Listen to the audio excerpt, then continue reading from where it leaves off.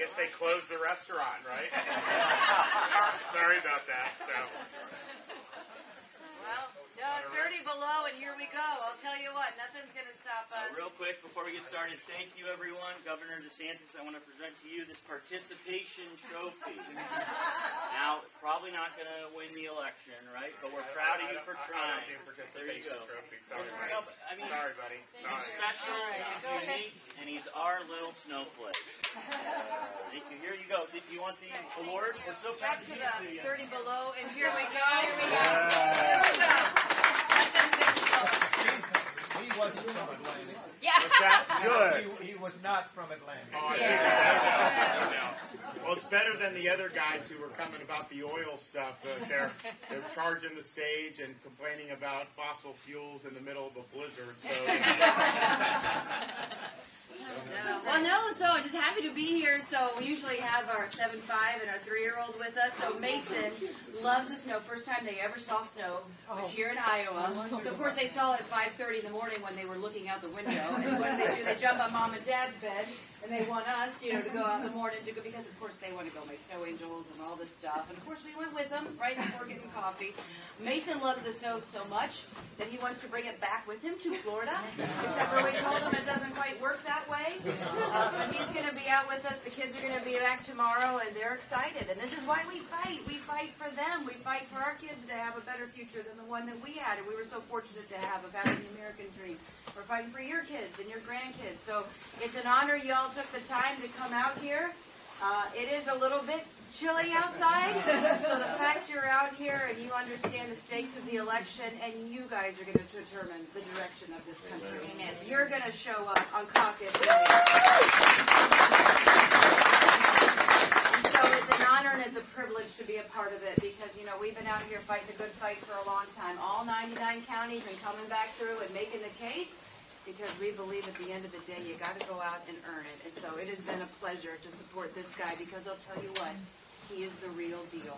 When you want someone to get something done in Washington, he is the guy that will do it. He has delivered on 100% of his promises in the state of Florida, and he has, as Rush Limbaugh said in his final broadcast before he passed away, he said, this guy has an ironclad spine of steel. He will fight for you, and his only agenda is you, the American people. So I'm honored to pick him out the door. Hey, everybody, thank you. I'm here, obviously, from Texas, where it's a little warmer than it is, although it's getting cold there right now. But I'm so honored to be traveling around the state with Governor DeSantis. He's a friend. I've known him for about a decade, since I was Senator Cruz's chief of staff for 2 years in Washington. After working for him and supporting him in 2016, I was happy to support President Trump in 16 and in 20. We're all Republicans. We want to make sure we beat Democrats and take our country back, right? I mean, we all want to do that. The question is, who's going to do that best? And I believe, without question, that man is Ron DeSantis. And look, night before last, I was back in D.C. beating my head against the wall in the swamp. And I flew to St. Louis to catch flight to Des Moines, and it was canceled. So I grabbed a car and drove through the blizzard 8 hours and got in at 5 in the morning yesterday morning. Spent yesterday campaigning and today. Now, I wouldn't do that for anybody else. We need someone who will deliver. I've got a 14-year-old son and a 12-year-old daughter. And their country is at stake. And we need someone in the White House who they can look up to, who they can emulate, someone that they can believe in, and that you can feel good as a parent, feel good as an American about who's the occupant in the Oval Office. Somebody who chose to put on the uniform and join the United States Navy. Somebody who has fought to deliver for the people of Florida. Someone whose parents lived in the same house that he grew up in. That matters. Someone who understands what it is to come from a blue-collar, hardworking family, to pull himself up, to go through school, and then join the Navy and serve his country. He has delivered in every single way for the people of Florida. He has delivered against the woke establishment, against Disney, against the education establishment. He has knocked out and fired Soros prosecutors. He has absolutely transformed the state to an economic engine. He has cut spending by 25% in Florida. With all due respect to the former president, okay? With all due respect to the former president, who came in and said he was going to appeal Obamacare. He didn't. He said he was going to come in here and build a wall, and that he was going to have Mexico pay for it. That didn't happen. We got 50 miles of additional wall, and Mexico didn't pay for it. And importantly, he did not stand up for the people when Anthony Fauci was shutting down this economy and recommending that we have vaccines forced on the American people, and we killed the greatest economy in the history of the world and racked up $8 trillion of debt. Governor DeSantis stood up for the people. He will stand up for the people in the Oval Office, and I'm proud to be traveling around Iowa with him, and he should be the next president of the United States, and I hope you'll support him on that.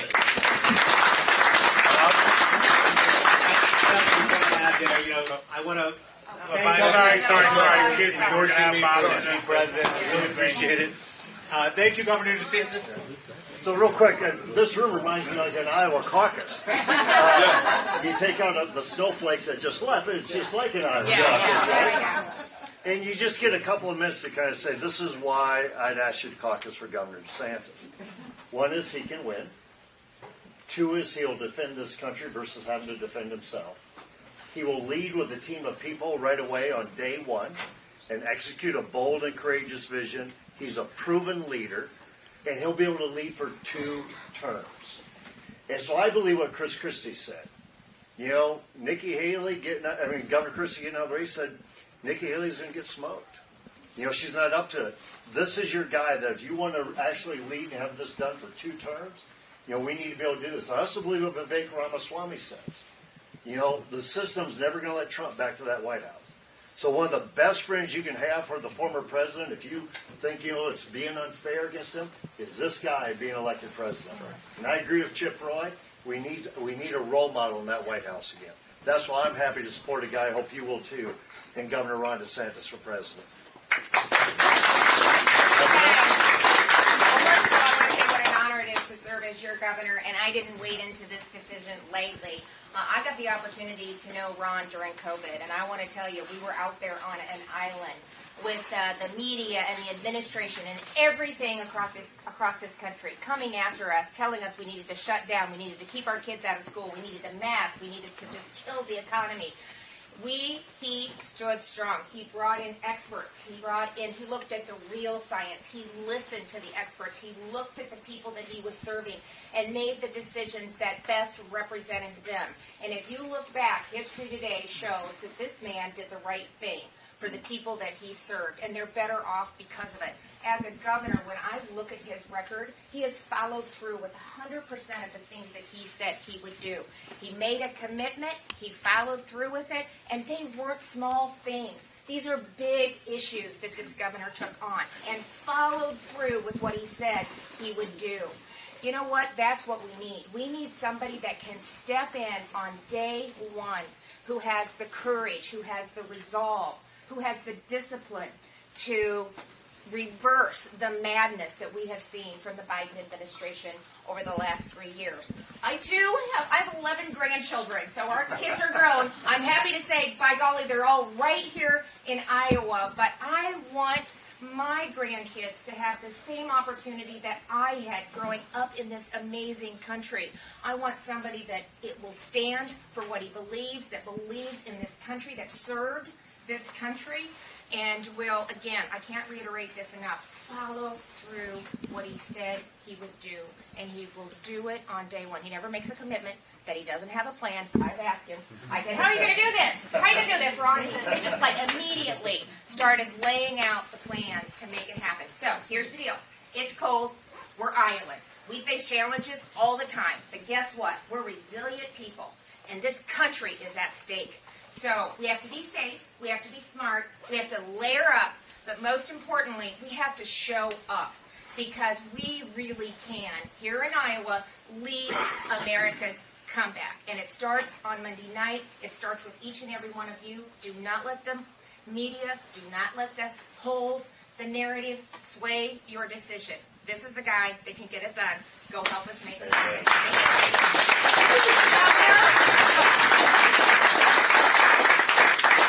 Well, I want to thank everyone for coming out. I know it's really cold. Trust for a Florida guy, it's really cold, especially in January. We usually don't go north. We usually like where we're down. But this is really important. You're never going to have an opportunity to cast a vote that's going to have more of an impact than on Monday. I mean, it's going to be a relatively small number of people. I don't know. They did 186,016. Some people think it'll be less this time. Who knows? But if you go out there and you bring friends and family with you, that's going to have an outsized influence as that is replicated by our supporters all across this state. And we've done it the right way. I mean, we've shown up to all 99 counties. We've held events in all 99 counties. We go out and we answer questions from folks. I know a lot of the other candidates don't do that. We show up to the debates and are proud to defend. I'm proud to defend my record and talk about my record, and proud to talk about our vision for America. Donald Trump's running for his issues. Haley's running for the donors' issues. I'm running for your issues and your family's issues and for this country's future. And I'm the only one running that has delivered on 100% of his promises. I'm the only one running that's beat the left on issue after issue in the state of Florida. And that's what we need. You know, we need somebody that's going to go in there, say what you're going to do it, deliver the big results, and make sure that we can turn this country around. And if you can't beat the left on any of these issues, we're not going to you won't be able to be successful. So we've shown how to do it in Florida. Governor Reynolds has shown how to do it here. Happy to have her support. But this is the opportunity for Iowans to be able to set the stage for the rest of the election cycle. And, obviously, the media has an agenda with who they want.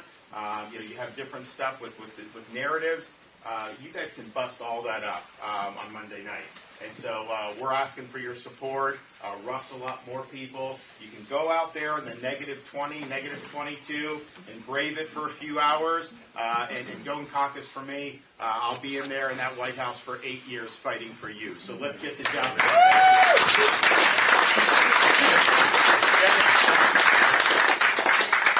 Anybody have any questions?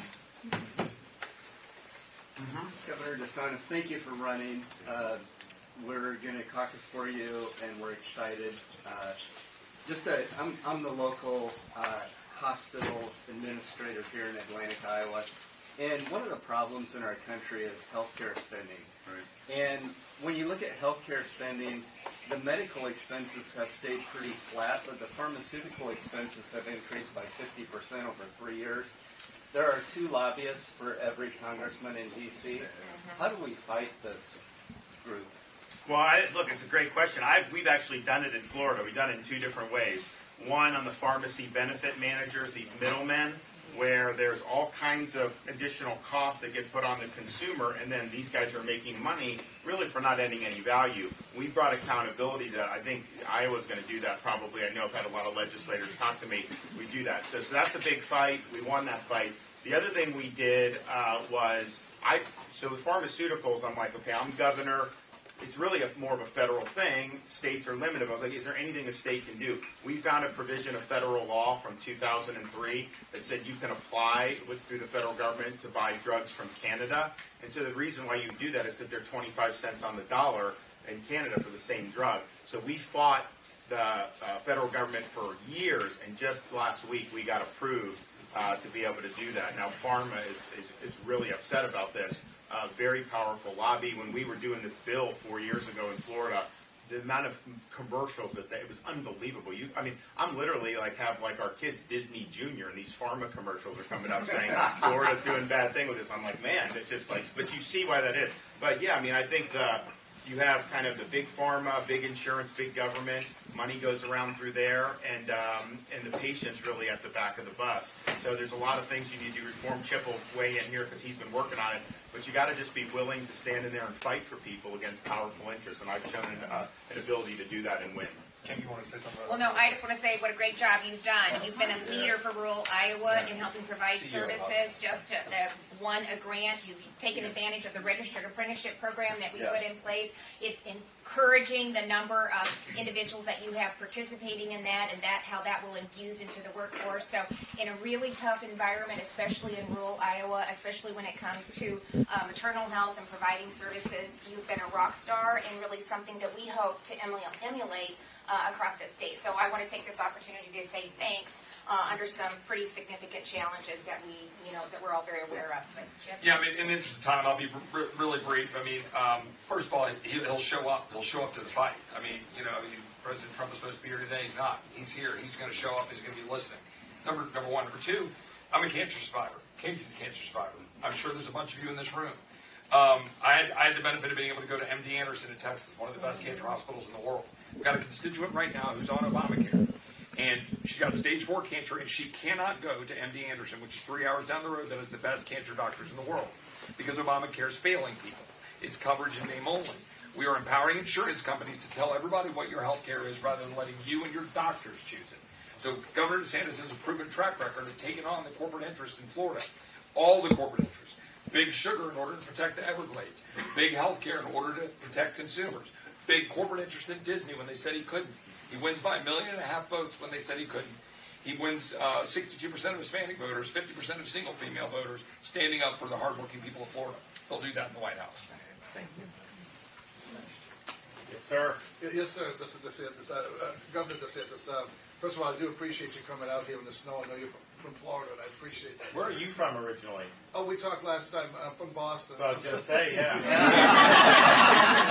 That's not a Southern accent. I am voting for you, I promise. I'm not Democrat, so I just want to promise. Oh, no. Everybody in this town knows that.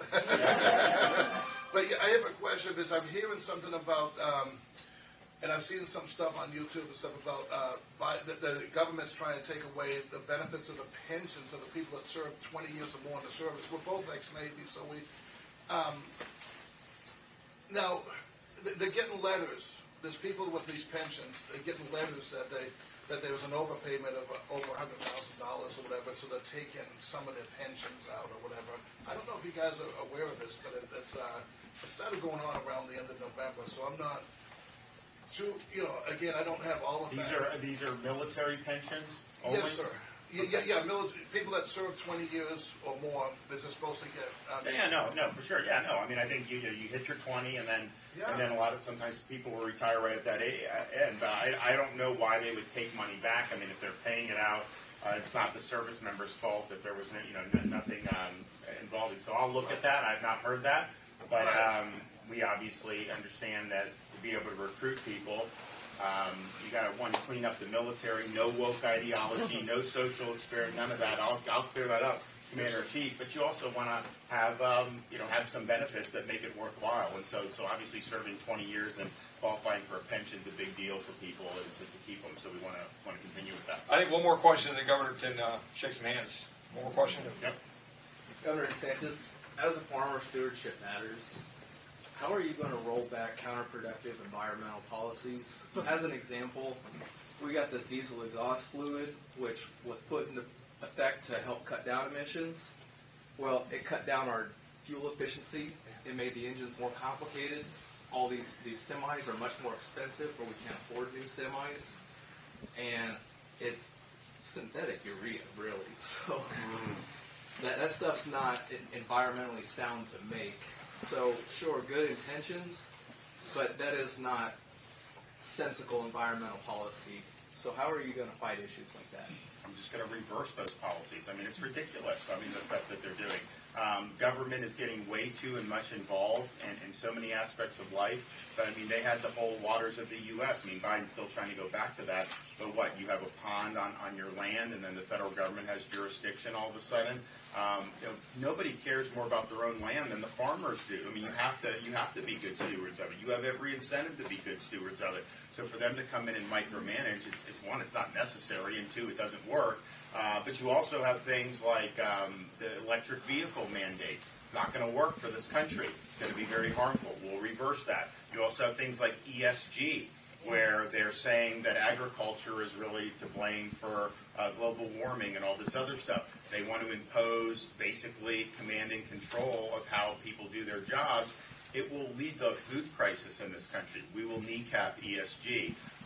Also, just not having a death tax so that people can pass on the farms to future generations. I mean, I think all those things are really significant. But we are going to really rein in the scope of this bureaucracy because it's out of control. And yes, they're doing policies that I disagree with, but I think it's even more fundamental than that. You win an election. You're the head of the executive branch, and they should implement your policies. It shouldn't be you have a bureaucracy that just does what it wants regardless of the outcome of elections, and that's what we have right now. But you got to be very focused. You got to be very disciplined. You got to know how to use the levers of power. You got to be determined to claw this power back. Trump had 4 years, and he did not claw it back. I mean, his policies were better than obviously Biden's policies. but the massive amount of power in the bureaucracy was not really disturbed at all. And so we've got to solve this over these next 8 years, because if we don't, we'll probably never be able to put the genie back in the bottle. So I think it's important for what you're having to deal with, but I think it's an important issue in every industry across every part of this country. Thank you. Yep. All right. Thanks, guys.